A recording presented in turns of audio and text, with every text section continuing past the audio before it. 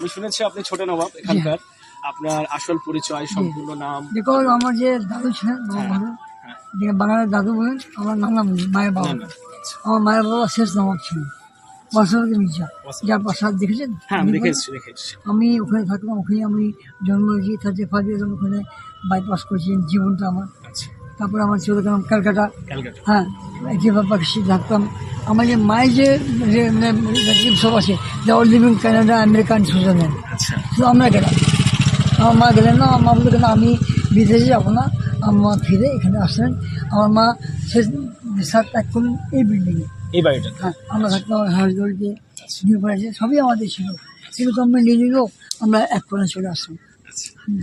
তো আপনার কর্মজীবন কি ছিল?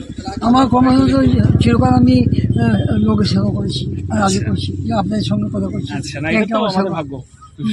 আর আমি চাকরি করতাম।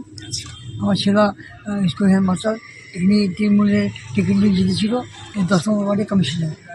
এনারই কাকা যে আসেন না, এনার কাকা, উনি ওকে টিকিট দিয়েছিলেন। ভালোবাসেন এনার কাকা, আমাদেরকে খুব ভালোবাসেন। আমাকে যে বাবা মা তো বুঝেন, যেখানে যে আশীর্বাদ দেন, আমাদের প্রেজেন্ট চেয়ারম্যান যে ঘন্টা করেছেন। তো আমি সবার সঙ্গে বেশি, সবার সঙ্গে কথা বলি। মা আদেশ দিয়ে গেছেন যে সবকে সম্মান দিব, সম্মান পাবো। একদম একদম আমার এই ডিউটি, যে ডাকে আমি চলে আসি।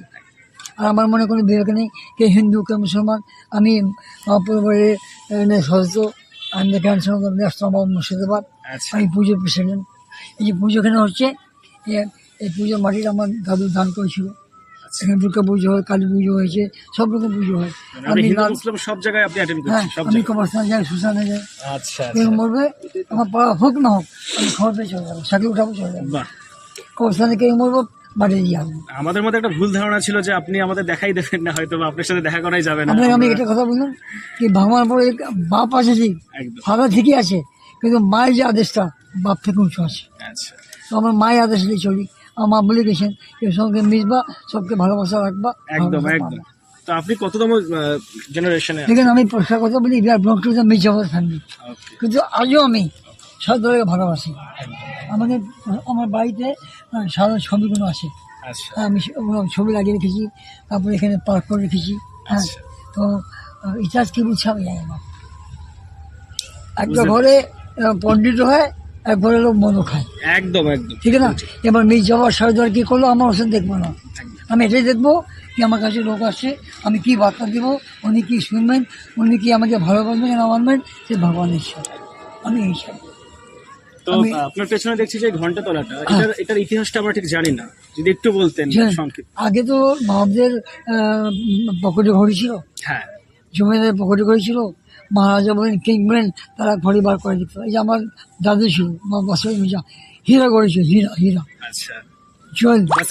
হ্যাঁ, তা হলেও দেখলো। তো তখন তো ঘন্টার খুব অভাব।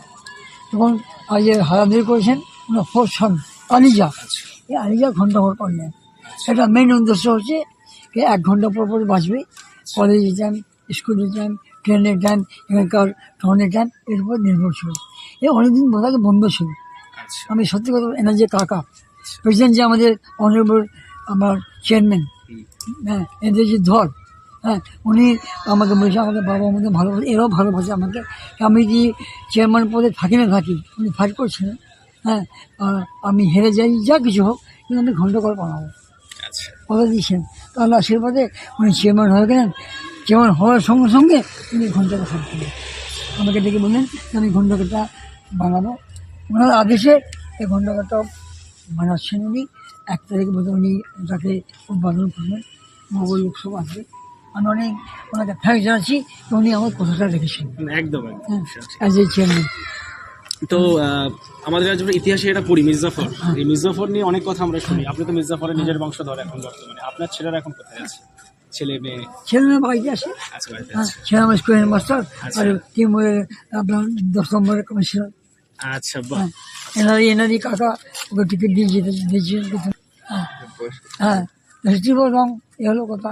একদম। হ্যাঁ, আমার মির্জাফর বংশ, কিন্তু আমি ওসব চিন্তা করি না। আচ্ছা, মানে আপনার কাছে প্রেজেন্ট টাইমটাই সব থেকে ইম্পর্টেন্ট। ওসব দিয়ে যা বাড়াবো না, তো আমাকে নিজে আমার ক্ষতি হবে।